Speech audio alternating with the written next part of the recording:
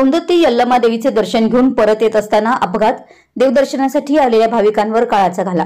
भाविकांनी भरलेल्या बसची ट्रकला धडक। हावेरी पुणे बंगळुरू राष्ट्रीय महामार्गावर ट्रक आणि मिनी बस म्हणजेच टेम्पो ट्रॅव्हलर यांच्यात झालेल्या भीषण अपघातामध्ये 13 जणांचा दुर्दैवी मृत्यू झालाय, तर 3 जण गंभीर जखमी झालेत। हावेरी जिल्ह्यामध्ये शुक्रवारी पहाटे सदर अपघात घडलाय। पोलिसांनी दिलेल्या माहितीनुसार असं समजतं की शिवमोग्गाहून मिनी बसनं काही भाविक बेळगाव जिल्ह्यातील सौंदत्ती यल्लमा देवीच्या दर्शनासाठी आले होते।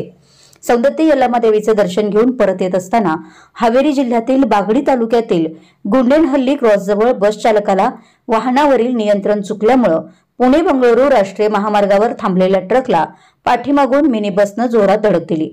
ही धडक इतकी भीषण होती की यामध्ये बसचा चक्काचूर झाला। सर्व मृत शिमोगा जिल्ह्यातील भद्रावती तालुक्यातील आहेत।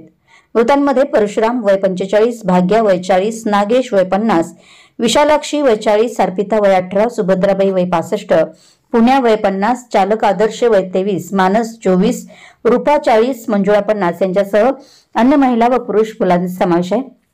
अपघातामध्ये बसमधील 13 भाविकांचा जागीच मृत्यू झालाय, तर 3 जण गंभीर जखमी झालेत। मृतांचे मृतदेह बाहेर काढणं देखील कठीण झालं होतं। अपघाताची माहिती मिळताच पोलीस आणि बचाव पथकानं घटनास्थळी धाव घेतली आणि जखमींना बसमधून बाहेर काढून रुग्णालयात दाखल केलं आहे।